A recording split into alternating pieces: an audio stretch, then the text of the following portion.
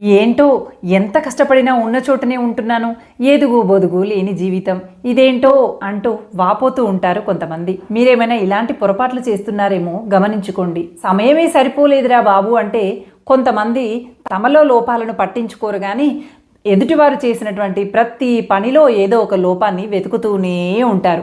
ఎదుటివారి లోపాలను పసిగట్టగలిగేటువంటి సమయంలో కొంత సమయమైనా నీ లోపల ఉన్నటువంటి లోపాలని కనుక వెతుక్కొని సరిదిద్దుకోగలిగితే, నిన్నటి నీకన్నా నేటి నువ్వు మరింత గొప్పగా మారగలిగితే ఖచ్చితంగా నీ జీవితంలో ఒక్కొక్క మెట్టు ఎదుగుతూ నువ్వు అనుకున్నది సాధించగలుగుతావు.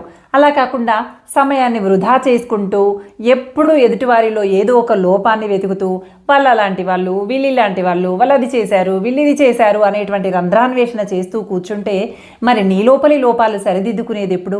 నిన్ను నువ్వు మార్చుకునేది ఎప్పుడు? నిన్నటి నీకన్నా నేటి నువ్వు మరింత గొప్పగా మారేది ఎప్పుడు? అందుకోసమని ఉన్న చోటునే ఉండిపోతావు. జాగ్రత్త, నిన్ను నువ్వు మార్చుకునేటువంటి ప్రయత్నం చేయి. నిన్నటి నీతో నేటి నువ్వు పోటీపడు, నిన్నటి నీపై నేటి నువ్వు గెలుపొందు. ఖచ్చితంగా ఒక్కొక్క మెట్టు ఎక్కుతూ నిన్నటి కన్నా నేడు గొప్పగా, నేటి కన్నా రేపు మరింత గొప్పగా ఆదర్శవంతంగా మారిపోతావు. ఇది చేసి చూడు, ఫలితం నీకే తెలుస్తుంది. ఆచరించి చూడు, ఫలితం ఎందుకు రాదో చూద్దాం.